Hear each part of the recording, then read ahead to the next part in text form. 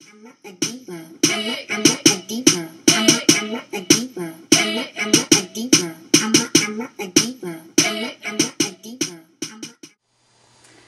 All right, now let's continue on with this point slope form. Well, what would happen if you weren't given the point and the slope, you were just given 2 points? So this is using 2 points to write an equation. All right, now as long as you have 2 points, you can get the slope. And then once you have the slope, you just use point-slope form. So let's take a look at an example. Find an equation for the line through the points 1, 2, and 3, 9. Both those are in the first quadrant, but I don't feel like graphing it. I want to do this algebraically. All right, so let's find the slope. The slope, which we always use m to describe, is going to be the amount of rise, the change in the y's, okay? So you take the y sub 2, which is going to be over here, 9, and from it you subtract the y sub 1, which is 2. And then you compare that to the amount of run, right? You take your x sub 2, which is 3, and from it you subtract your x sub 1, which is 1. And so in this case, we're going to get a slope of, let's see, our slope's going to be equal to 7/2. Okay? So now we have a slope of 7/2, and we know that this line passes through both of these 2 points.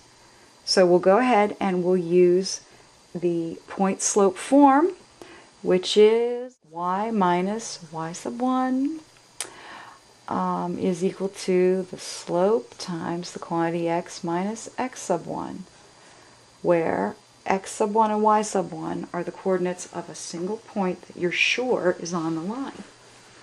All right, now I can let either one of I know that both of these points are on the line, so it doesn't really matter which coordinates I plug in to this form. I can use these or these. In fact, I'm going to show you that it'll work for both.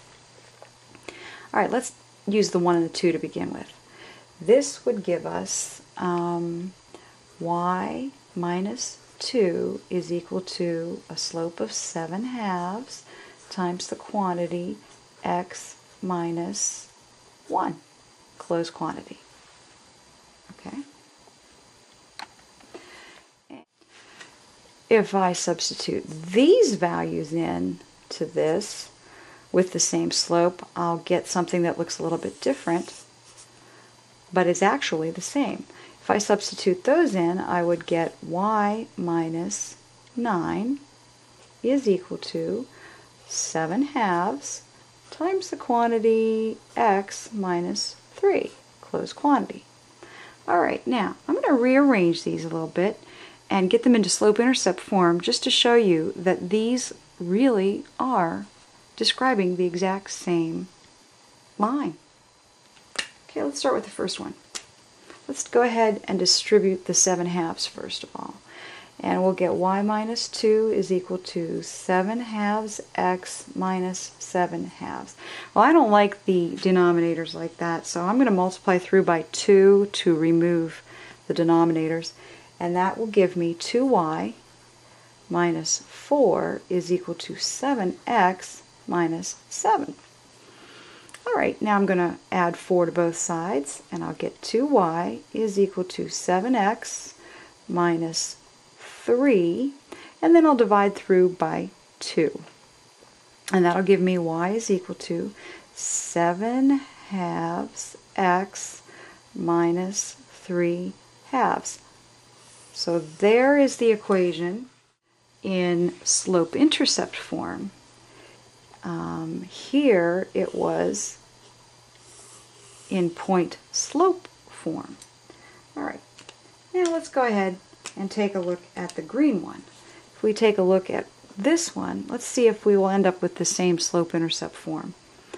All right, we're going to go ahead and distribute, and so we'll get y equals, no, excuse me, we're going to go ahead and add 9 to both sides, and we'll get y equals 7/2 times the quantity x minus 3 plus 9.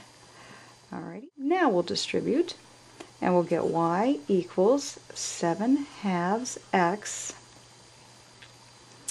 minus 21 halves plus 9. Well, again, let's see here. All we have to do is figure out what 21 halves plus 9 is. Well, this is a negative 21 halves plus 9. Well, that would be 10 and a half. 10 and a half, negative 10 and a half plus positive 9 is negative 1 and a half, which, whew, by George, look, 3 halves, there we have it. Y equals 7 halves x minus 1 and a half, which can be written as negative 3 halves. So it doesn't matter which of these two numbers you put in to the point slope form, okay? Here we have it in point slope, here we have it in point slope, and they both reduce to exactly the same slope-intercept form. I'm not a diva. I'm not a diva.